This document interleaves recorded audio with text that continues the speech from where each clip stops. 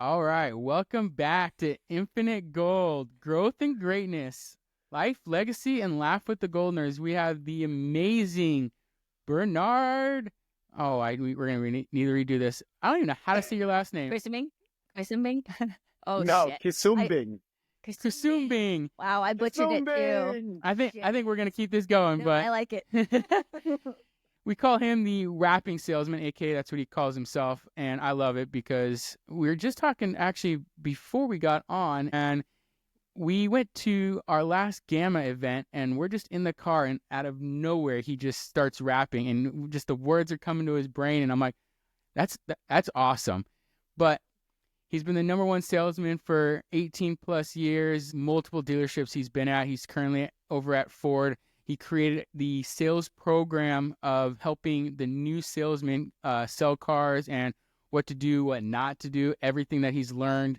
It's amazing. He wrote out a book. If you're in sales for anything, whether it's cars, door to door, whatever it is, it's titled Airplanes. Stop Selling. What?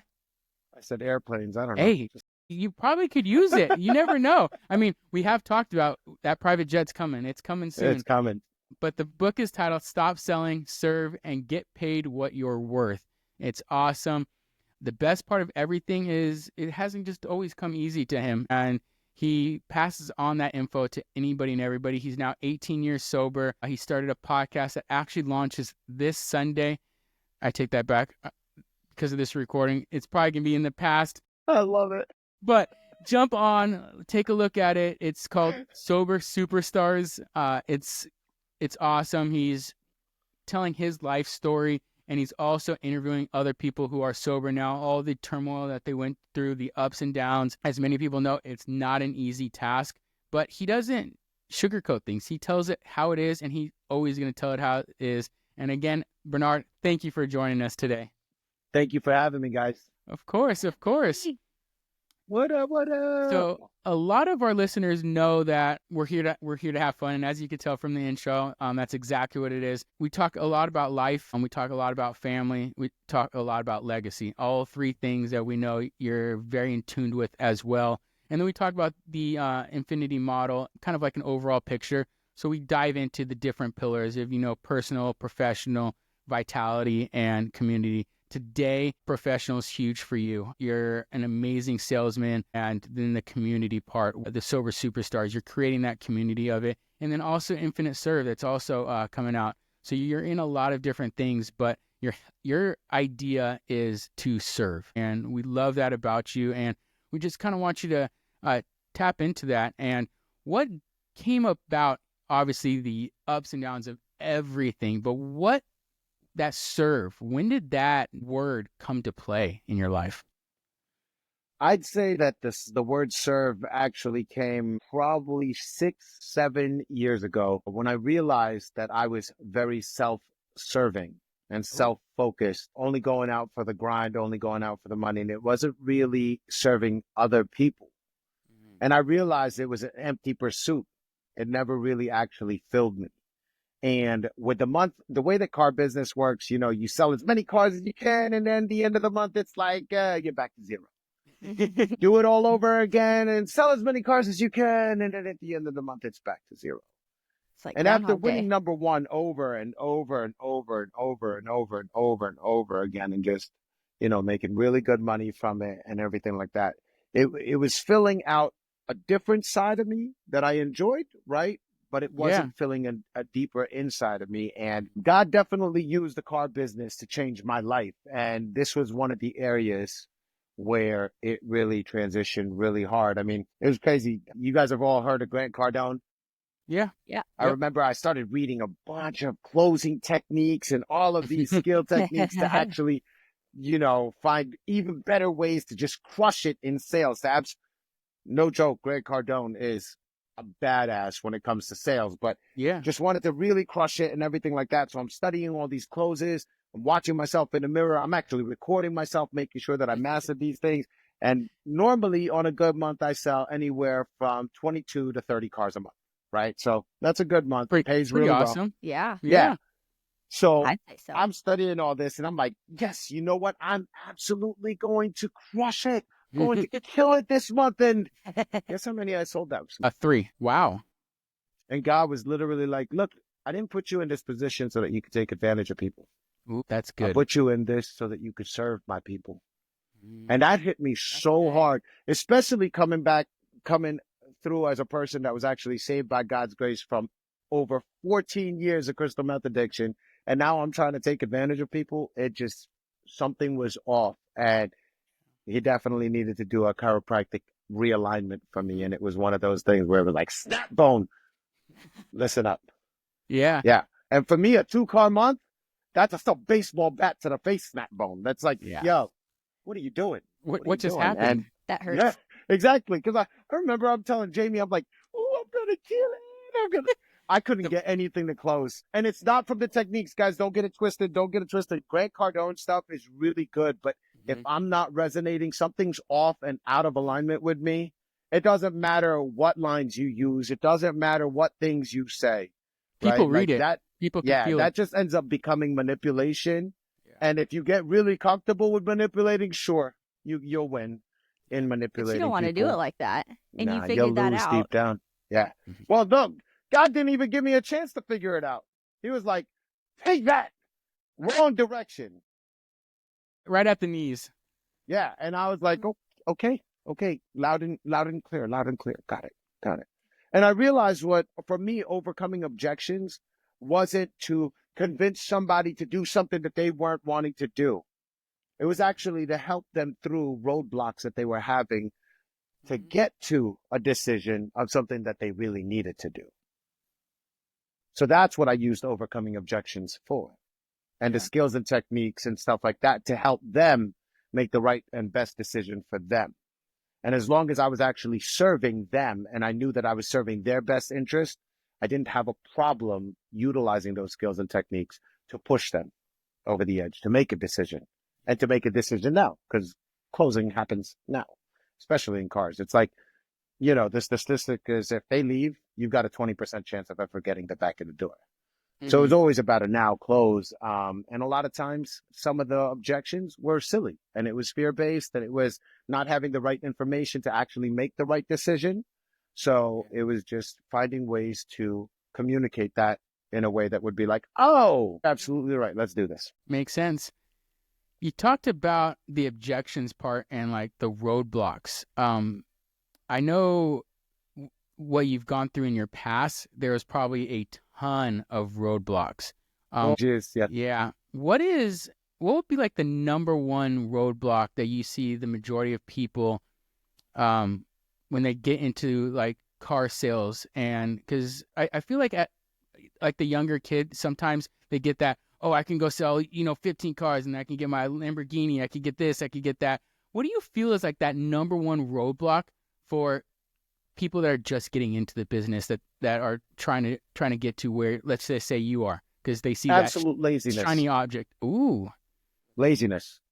I see it all the time. And I wouldn't have thought that. I would have expected they would come in hard charging, like, let's do work. The problem with the car business is there is a lot of dead space. Yes. Right?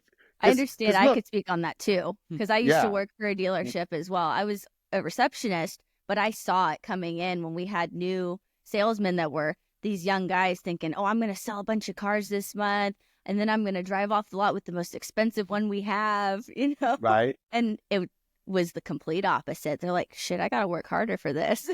Right. Like it's a lot harder, especially in the beginning, because not only that, they've got to learn the processes. They've got to learn the closing techniques. They've got to learn the greeting. They've got to learn the cars. They've got to learn everything, how to even run the system to do the follow-ups and all these different techniques and processes that need to be learned at first. And the glamour is really cool, right? Like, it's like, oh, yeah, that guy makes a lot of money. I heard he makes like this much money, blah, blah, blah, blah. Look at the car he drives. Look at the suit he wears, et cetera, et cetera. And it looks glamorous from the outside. And then all of a sudden you get put in a position that really doesn't have much micromanagement.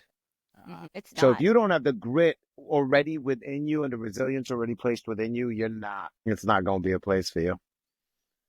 You know what I mean? And the reason why it was so different for me too was, look, I was a 14-year crystal meth addict. I was 6 days sober, And I applied to 43 different places in a matter of 3 days, looking just for any place to hire me.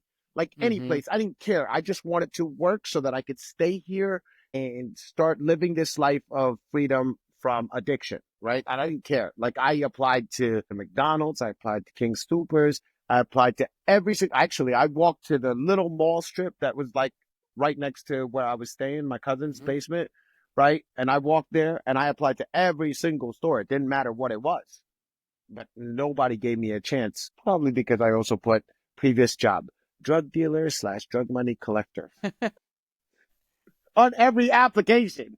I wasn't trying to lie anymore. You were honest. Bro, I was trying to turn a leaf. They shut you down. No, I was trying to turn a leaf. I wasn't trying to lie anymore. Like, seriously. And so I was like, okay, let's do this right. Ever been arrested? Yes. For what? Stealing a car.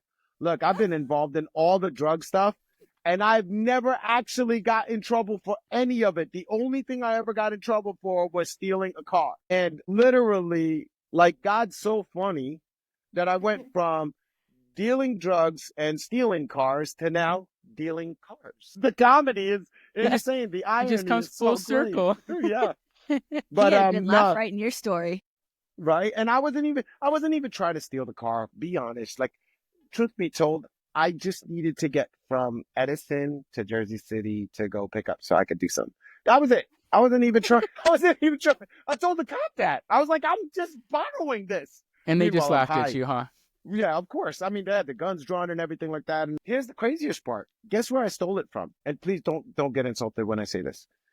A Dunkin' Donuts. I stole it from a Dunkin' Donuts.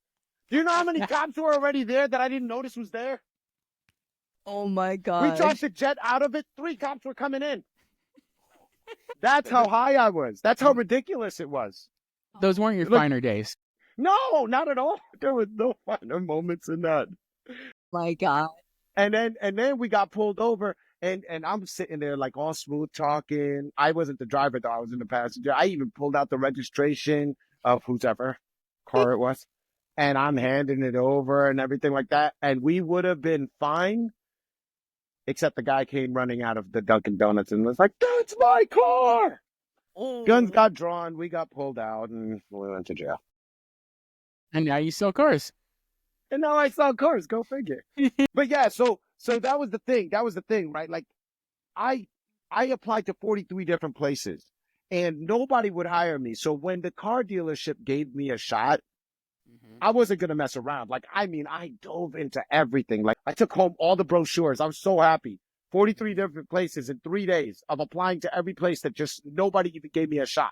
Yeah. This place was giving me a shot. I took home all the brochures. I'm like, studying everything I possibly can before my first day of work.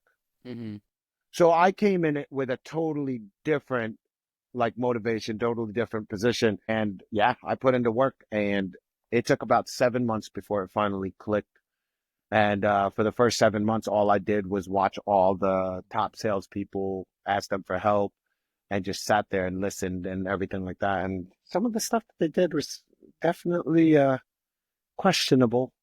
I didn't take those on, but I took on the ones that I felt resonated with me. And in the beginning, there was a lot that I did compromise with in the sense of integrity. But like I said, God used the car business to literally change my life. So those kinds of situations where if I went the wrong direction, I knew deep down something felt off, right? And it wasn't something that the money could buy. So there was always this redirect that helped shape who I am today, 18 years later. What an incredible story. It literally is a prime example that you can change your life when you're down in the dumps. That's wild. And it all started with making a choice. So proud of you, B. You're an incredible human being, and I feel so blessed to know you. Likewise, for both of you. You guys are golden. See what you did there? I mispronounced your last name like you do mine. It happens, but I like how you mentioned that, because that was going to be my next question is, so what are 3 golden nuggets from the book of yours that you would recommend to the new salesman, to the new guy trying to get his feet wet and, he's got 7 months of, working until he can get to anywhere. And what are those 3 golden nuggets you'd provide to him? Nice. Okay. So I'm actually like scanning through the book in my head right now. Okay. So first golden nugget, like I just mentioned over here, like I literally immersed myself in all the information.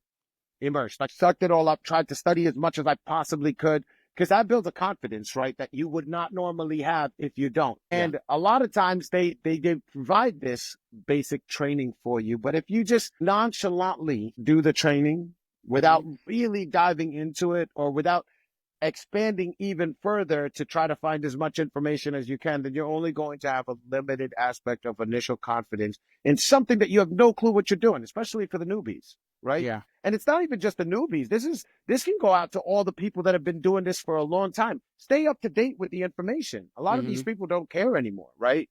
Or they pay somebody else to do the testing for them and everything like that. And it's like you're now becoming outdated.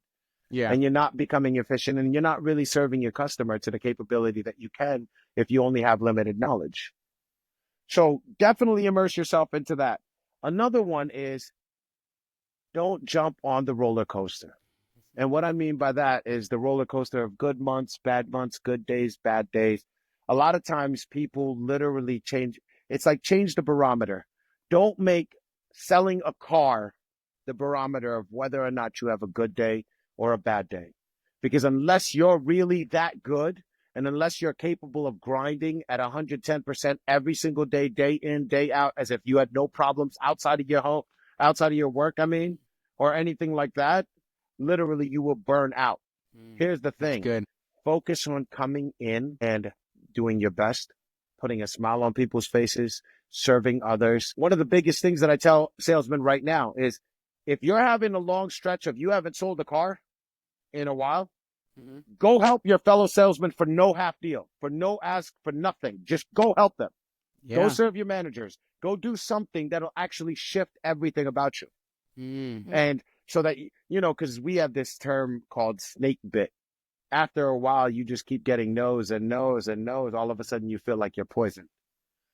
And it's called snake bit, right? And it's like hard to get out of that. And they always say that the best time to sell a car is right after you just sold one because your energy's all the way up and everything like that. So this is just a shift of energy. Go serve somebody else.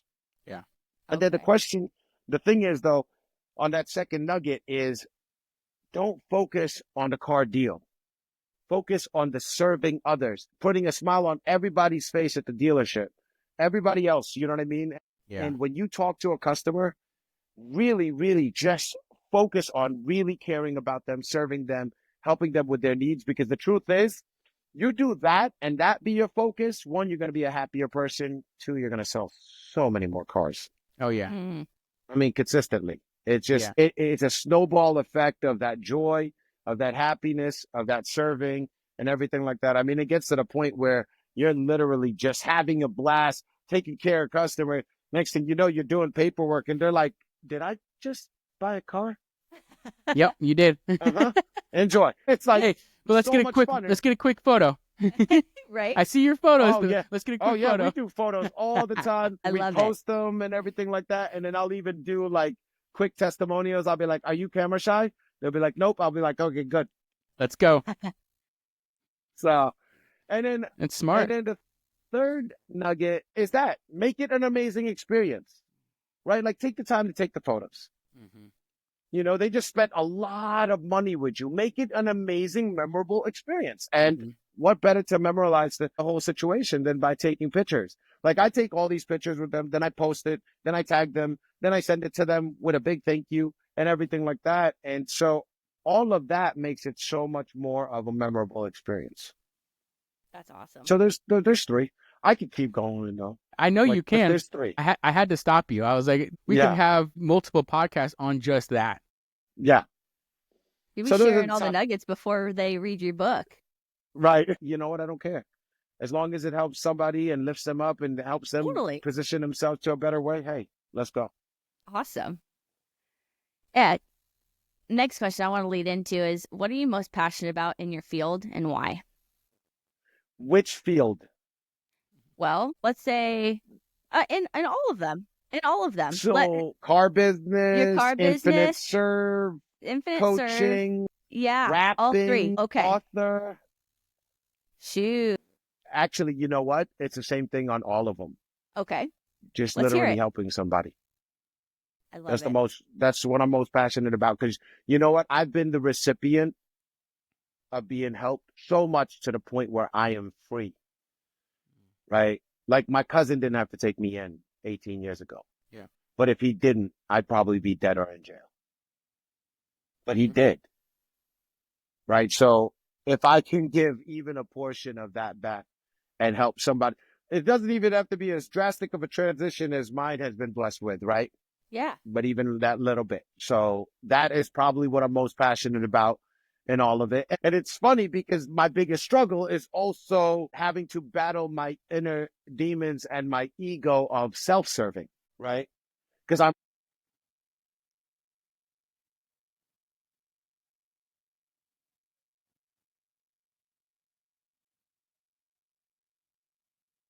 Hmm. Share the wealth. You share the wealth.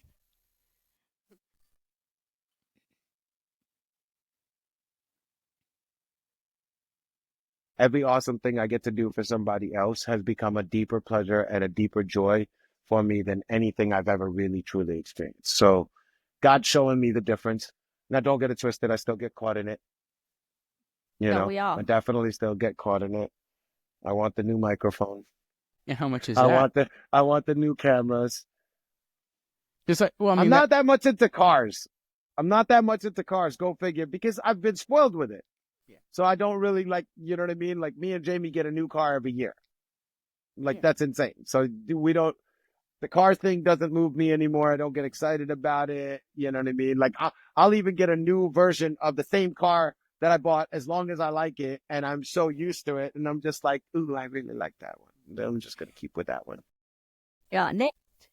Well, I forgot where I read it, but basically, it's just you're buying something, and if you're buying a materialistic thing, you're not gonna love it in a week, in 2 weeks, in 3 weeks. It's just gonna be something that you do, especially like a car. Like you just drive it. Momentary. Like it's a momentarily thing.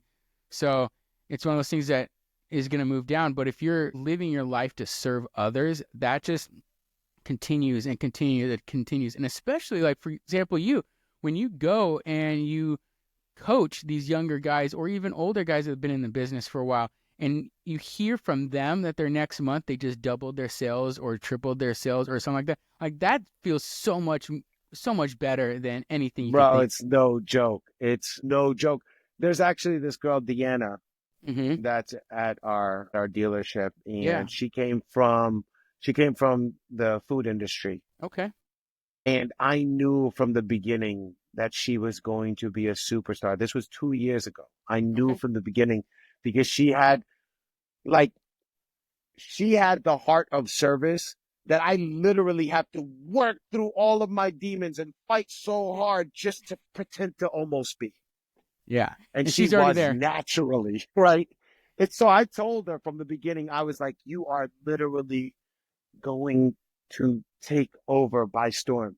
All you need to do is learn the skill set and break through some of the fear factors, and you will crush it at this. And it took about a year and a half, but then it finally clicked.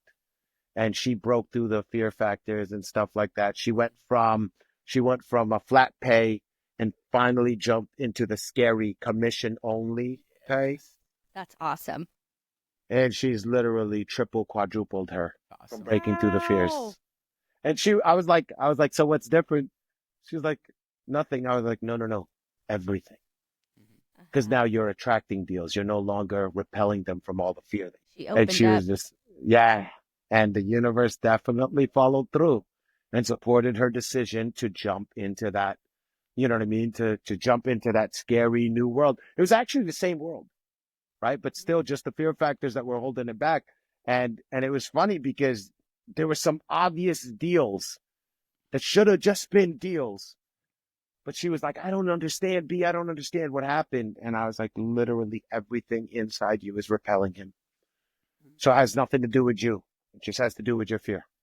And it She was finally repelling got him. clarity, is Yeah. what And it now is. she's crushing it now. And I love it. Like, absolutely love it. And the best part about it is not only is she crushing it, she is absolutely loved by everyone. Like, you can't even hate Wow. on her being so good So because cool. she is so sweet. She's so precious. She's so awesome. Yeah, I absolutely love her. She's great. That's cool.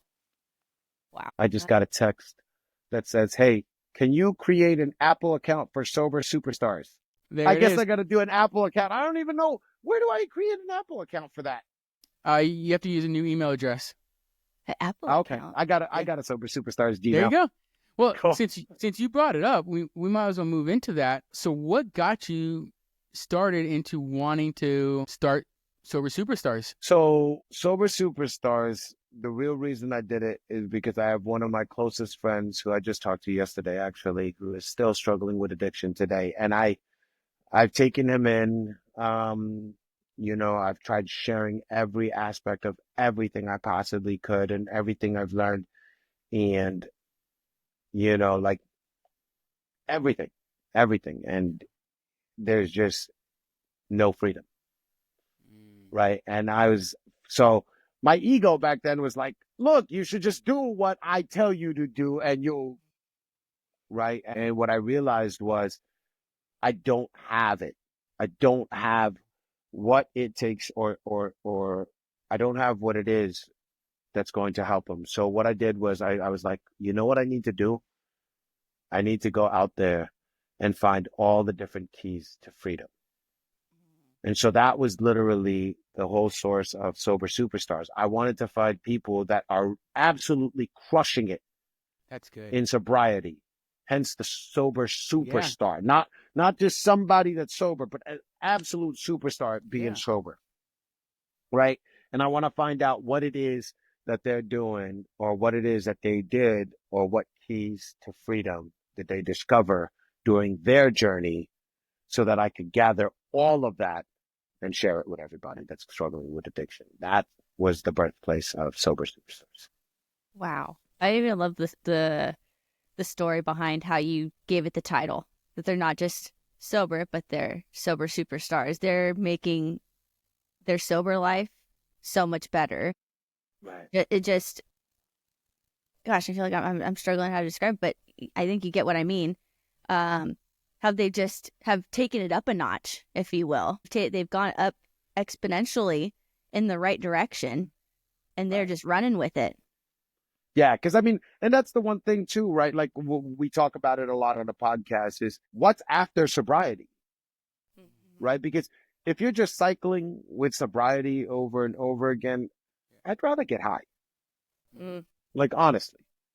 But if you're absolutely used that same grit and that same power that you had to go get whatever drug, like one thing that we talk about again is, for example, if I was still addicted today, right? Let's just say I was still going through my addictions and I ran out of drugs. What would stop me from getting drugs right now? Nothing. Absolutely nothing. Nothing. Nothing. Nope. Right? I would be able to utilize whatever I had in me to go get drugs, and I would get it. 100%. Now imagine using that same grit into something positive, into something powerful. Literally, your life can skyrocket. I'm like, addicts are so powerful. It's true. Powerful. You're like, what now next? Imagine you use that power to become a sober superstar. Right? For everybody that's just on their start of journey to sobriety, you're a sober star because there's a light in you that's ready to shine. But let's explode that and become a supernova. Let's become a sober superstar for anybody that's struggling through addiction. Yeah, so that's the basis. They're setting the example for the people that are just beginning their sobriety and are able to carry the torch, if you will, and be like, hey, there's a better life outside of the addiction. Like, it's going to get better. It's not easy right now, but it's going to get better. We get through it together. And it's going to get amazing. Amazing. Not even just better. Yeah. Like absolutely fantabulous. It's not just better. It's amazing. Like the freedom is amazing. The outcomes are amazing. So I bring in a lot of people that are living amazing lives now that know for a fact that it wouldn't have happened if they stayed trapped in addiction. And the awesome thing is there's so many different keys to freedom, so many different things that these people went through that I didn't go through in discovering their freedom. So now I feel like, just like with you guys gathering all these gold nuggets. Mm-hmm. I'm gathering keys to freedom so that I could be like, here's the master keys. Because it's not figure a one-stop out which shop. one actually works. Yeah, figure out which one actually works for you, or try all of them. Yeah, until you finally unlock who you truly are and become free from the addictions that you're suffering under, and then shine like a sober superstar that I already know you are. that's awesome. Well, obviously, we've already talked about, and you just mentioned it, where it's not a one-stop shop, and one thing not going to work for another person, and sometimes they have to go through the tribulations themselves and even find it out themselves what's going to work. But since we're on the topic of golden nuggets, what are 3 golden nuggets that you would recommend to somebody who may be going through, let's just say, that roller coaster ride that you just mentioned, where they are getting sober and then they're going back and then they're getting sober and going back? What are, like, let's say 3 golden nuggets you would recommend them try out? Dang, okay. 3 golden nuggets on. So I'll share my keys to freedom. I like it. Because in that way, Yep. Number 1, be willing to surrender everything you thought before, everything you think you know, because obviously everything you did know is what led you to currently where you're at. Mm-hmm. Be willing to take on new knowledge and new information and delete all your old nonsense. Now, you That's might really need, good. you'll be able to bring some of them back. You know what I mean? It's not like you're losing yourself, but you need to lose the majority of yourself, because the majority of yourself is now trapped in this addiction. Yeah. So be willing to surrender all of it. Because if you're not, then you're just going to be battling every great idea that's being brought to you for this freedom. Every great opportunity or every great thought concept that you could utilize to find your freedom, you're going to argue. Mm-hmm. Unless you're willing to surrender and be like, you know what? I've lived my life. Look what it's gotten me. I need something different. Let me take that on. So that's number 1. Let go of the Number old 2. me. Yeah. Right. Like, let go. Just let it go. I promise you'll be able to come back to you. Yes. Right. And you'll be able to see all the magic that was always in you that all of a sudden got stifled by the addiction. I love that part. I love that part. Yeah, you're not going to always come lose back. yourself. Yes, I like that. Yeah, you could always come back. Like, for example, for me, I had to surrender music. I didn't do music for 4 years. And I was doing music day in, day out. Yeah. You know what I mean? And I had to let it go completely. I left my studio behind. I left everything behind. That's big. That's big. Yeah, and that was hard for me. That was real hard for me. Number 2, shout it out loud that you are trying to get sober. Shout it out loud that you are on your path to getting sober. The reason why is now all of a sudden you have so much accountability. Yeah. You have so many people. If you put it out there, people know. So then you can't sit there and play dumb, right? Nope. And everybody around you knows, you know what I mean? If you're somebody struggling with alcohol or somebody struggling with any kind of drugs and you're hiding it in the dark and nobody knows about it, you're not going to make it out. Promise you. Tell everyone. Tell everyone, hey, listen, I'm struggling with this. Because you know what? If you're struggling with alcohol and you don't tell nobody, and then you go out with a bunch of friends, of course they're going to be like, hey, have a drink with me. Have a drink. Exactly. Yeah. We're all doing shots. You might as well do one. Yeah. The crazy thing is the people that really, really care about you and love you, and if you actually authentically tell them your situation and what you're trying to achieve, the right people that you surround yourself with, if you told them, hey, listen, I'm not wanting to drink anymore. It's ruining my life. It's absolutely destroying me. Right? If they ask you to have a drink or try to push you, wrong people. They're not your friend. Nope. Wrong people. Yep. Right? But if they are and the people that are the right people, and if you tell that to, they'll be the ones to make sure that, oh, wait a second. Well, didn't you say you wasn't going to have a drink? Yeah. Did you say no? I call you out. Did you say no? Hey, no to the fries. Yeah, exactly. Oh, yeah. Look at this face. Dude, it's you so look, much leaner. Dude, you look good. I'm telling you. Yeah. I'm excited. I was 253 in Seattle, 253 in Seattle. I woke up at 221 today. So what is that, 8 months? 30 pounds in 8 months? Yeah. But That's here's the thing. The majority of it happened this last... No. So I got stuck at about 231, 235 in that range. I got stuck. That's where I was at the Gamma Group, right? Like when we did the Gamma Group. And I was stuck there. But then this whole no fries thing kind of changed everything, you know. It's like I realized my standards weren't really standards that I needed to be at, right? Like they were kind of like substandards. You But had to then step it up. yeah. So this next level has been insane. I have been shedding weight, and you know what? I can't wait. Like on the cruise, I will be under 200. I'm And stoked for you. I'm I think excited. the last time I was under 200 pounds was when I was born. I was 198. Just a couple years ago. Yeah. No, yeah, I was 198 when I was born. I was a big baby. My gosh. Poor mom. Yeah, you said it, not me. Dude, that's great. So third nugget. Yes. And most important nugget. Get away from the people that are still doing it. I had a feeling that's going to be one of them. Get away from the people that are still doing it. They may be your closest friends. They may be people you love. Get away from the people that are still doing it. You won't find freedom if you start hanging around with them. It's just not going to happen. So let me ask you a question, a follow-up to it, and a hard one. How do you do that? They're all you know.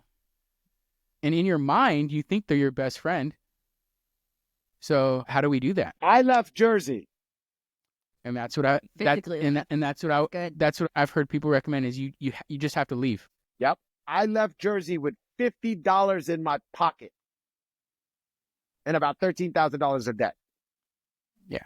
$50 No big deal. in my pocket. Got hired, rested for 6 days, stayed at this guy's house. Shout out to Stephen Duncan, by the way, who was willing to take me in. Thank goodness he was in the military beforehand. And they told him my situation. And I was like, oh my God, who is this amazing man that he's willing to take me in, knowing my whole situation? Meanwhile, he loved the God that I love, right? Mm-hmm. Not only that, he also said, if he acts up, I'll just shoot him. no big deal, right? Right. He's learned a few tools. Yeah, two-part thing. Yeah. But that is honestly, funny. I just slept. I slept for 6 days. I crashed. And the scariest part about the addiction cycle was after that 6-day crash, right? If I wake up and I don't have any drugs, I'm willing to kill somebody for drugs. Like that's how bad it is. The withdrawals are so bad. Yeah. The bloody stools, the stomach aches, the throwing up, the feeling sick, the nausea, all of it, right? The emotional depression. I mean, it slams down. But this time around, when I came out here, my cousin and all the friends would pray over me, even while I was half asleep. I wanted to be left alone, but I was like, hey, surrender. So fine, you want to pray over me? Mm-hmm. And then in the middle of the night, I was like, God, look, I don't know if you exist. I have no clue. But if you do, you're going to need to take this from me, because if you don't, I'm going back to Jersey and I'm off it myself. I'm done. But I did say, look, if you do take this from me, I will surrender my life to you.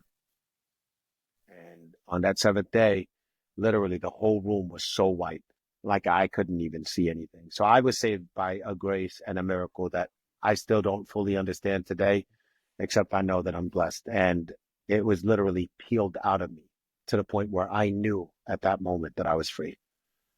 And I've been free ever since. Dude, he just knew that you were and are so needed and necessary. So incredibly needed and necessary. I'm just at a loss for words. It's a wild story. I feel like my eyes are getting watery right now just after you telling that. Well, you put the wow. Oh, yeah. Well, we appreciate you going through that, because then now we get to see you and we've got to meet you and learn everything that you do have to offer everybody. Like, just everything we've learned from you already has just been amazing. And we are super appreciative of you, your wife, your family, and everything. And it's been amazing just this past, not even year, getting to know each other. It's been awesome. I feel like we've known you forever. I feel like we've known you forever. Man, this community just fosters that, right? Like, it's so good. Yeah. So good. Well, let me ask you about that. How has community now supercharged everything that you're doing and everything that you want to do? Well, here's the thing. Biggest impact on this community and everything like that is, right, like, I've been a grinder and a hustler. My wife was an ex-heroin addict as well, and she was struggling through addiction as well. And when we came together, I mean, you know, we loved each other. God put us together, but we've always had a tumultuous relationship. We had all of our baggage that we carried along with it, and it always broke a connection somewhere, right? So here I am grinding it and doing my own thing. Here she is grinding it and doing her own thing. And we live together and have kids together. And it was, from the outside looking in, did we have a great marriage? Yeah, it looked good. But from the inside, there was things that were missing that we didn't even understand were missing. We knew something was off, but we didn't know how to fix it. We didn't know how to really help reshape it. And then we have Craig and Meredith. We have Greg and Kayla. Now we have people like you who just are such great examples of it. And then we're all willing to share our garbage. Yep. Yes. Right? Like we're all willing to authentically, openly share our garbage and then create standards with each other. That's no joke. The same standard that's making my face go is making my marriage go. Oh. And it's absolutely amazing, right? Like it's amazing. And don't get it twisted. We fight a lot. But now we're learning new methods and things of how to navigate that. Not only that, freaking Craig and Meredith are helping us out so big. That shout out to Craig and Meredith, Infinite Relationships, Road of Life, crushing it on helping marriages become so much better. It doesn't even matter if you don't have marital problems. Like they will increase the joy, the fun, the connectivity, having similar goals. My gosh, it's just been amazing. They're just they're awesome fantabulous. People. We highly recommend them as well. Yeah, agreed. Can confirm. Yeah, can confirm. And so this community has definitely like changed my marriage. That's so awesome. I love that for you guys. I mean, just from that piece alone, you know what I mean? That's everything. Like Greg said earlier today, you could be crushing it at work, but if it's bad at home, you ain't winning, bro. You just ain't. Nope. Now, if it's awesome at home and you're doing horrible at work or your professional life and you're losing, you have an amazing life. But then he said, you can work on that. Right. That's always, and it's so funny because me and Jamie are now looking at each other like, you know what? It doesn't matter if we lose everything. Mm-hmm. If I got her and the kids, I could care less. Mm-hmm. Literally. We're going to build an empire together. No matter what. Right. Especially if we're together. Yes. And we can face any one of the situations together. And it's actually really crazy now because even the communication has shot up to so much that it's like, instead of me feeling a certain way, if money's going down or shifting or whatever, and all those different things, it's like, no, we got this together. Mm-hmm. And we're both navigating it through together. So instead of me having to be like, hey, we're cutting it down, like, you know what I mean? We're cutting the spending down this month, blah, blah, blah, blah, blah. And that create tension. Mm-hmm. Well, that's because I'm not sitting there communicating everything else. Right? Like that's actually going on. Because if I am, I won't even have to tell her that. She's already got my back and handling it. Yeah. She's already handling business for me, with me. And it's so different. So that's one thing. And all the people, come on, meeting you guys, meeting everyone in this community. It's been insane.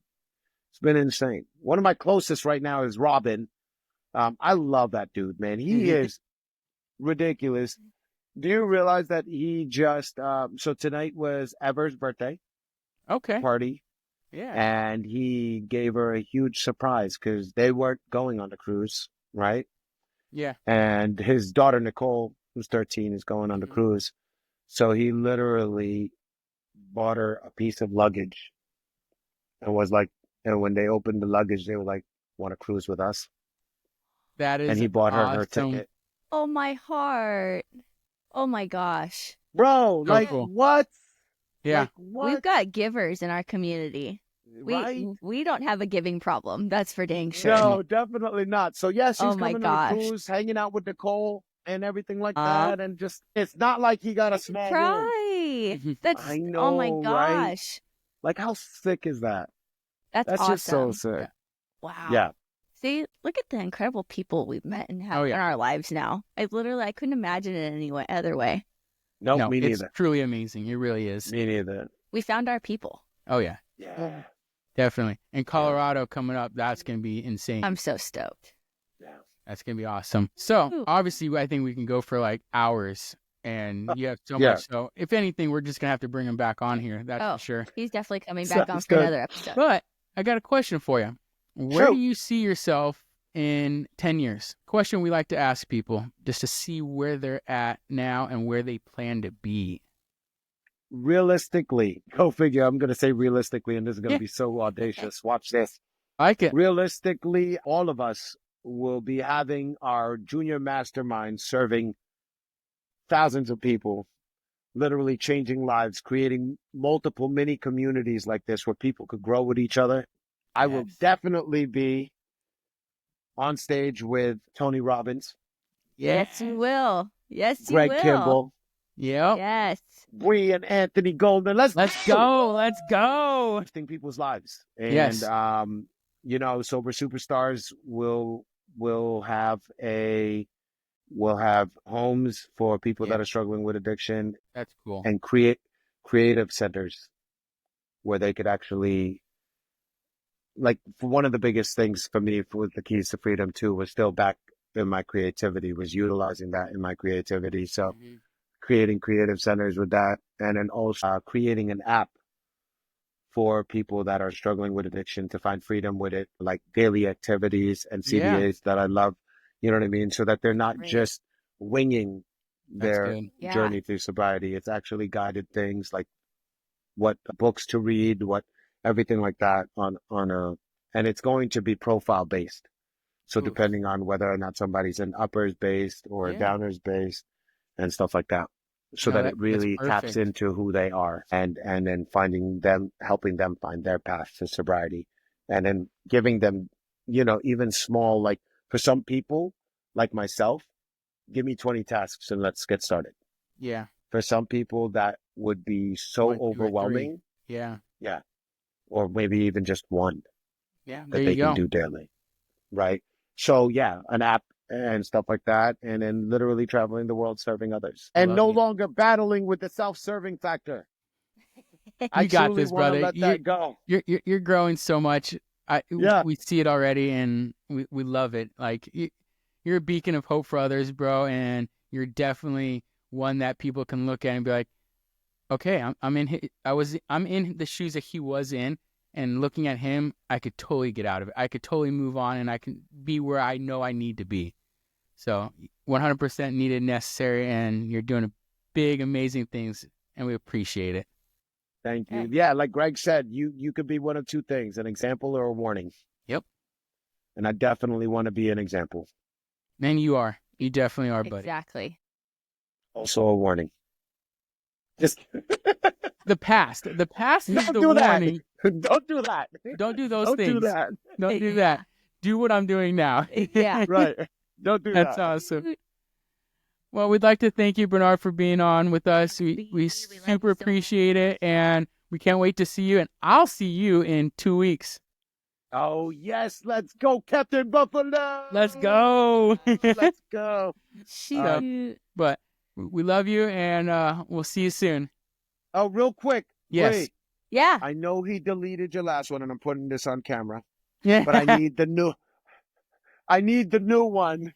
I need the new one by Sunday. I want to hear this. I'm like dying to hear this. Yes. I was actually going to ask you today. I was going to be like, where's my music? I knew you would be too. I was like, right. When I first started messing around with it on Friday, I was still having technical issues. Story of my life. That's me. I'm not tech savvy, but hey, let's put it this way. I'll put the kids to bed, and then she'll have some time to do it. Yeah. Oh, so let's go. I'll get back into it and re-record it for you. But yeah, no, that, and I was struggling with my creativity at that moment in time, and so, but when I sat down to do it today, it just came out, and I was like, but in my head, while not being in front of the computer and recording it, I was playing around with it in my head because I kind of remembered what the beat sounded like. So I kind of did a lot of humming this weekend, and it kind of got my gears going. And then I was able to step into my creativity zone sitting here and just started. I was listening, then I started writing, and I was like humming, and then I started singing. And I'm like, okay, cool. So nice. Yeah. Nice. And then he deleted it. Whoa. Wonderful. Jamie, No. It's all meant to be. It's all meant to be. that's what I'm saying. It's so I told him, I'm like, all meant to be. as frustrated as I was, I'm like, No, the you magic said you're about no to when put you together. still clicked the button. Mhm. I'm like, it's okay, babe. I'm frustrated, but I know you didn't do it on purpose. It was an accident. It happened for me. So now when I go to re-record it, there's going to It's be going to be more magic. to it. And it's going to be that much more like, I'm just going to say golden. It's going to be that much more golden. Now I'm excited. It's just going to be magic. It's just going to be absolute magic. So I can't wait. I'm super stoked. This is going to be like literally the first ever like recording I've ever done. So, cherry Well, pop. let's go, because I want to rap on it already. I want to rap on it Yeah. already. I want to be like, boom, let's go. And then we'll release it right away, too, as a single. Yes. Dude, I'm stoked. I can't wait. All right, let's do it. Woo. All right, guys, have a great night. All right, take Love care. you Thanks more. again. Love you. Love you guys. Bye.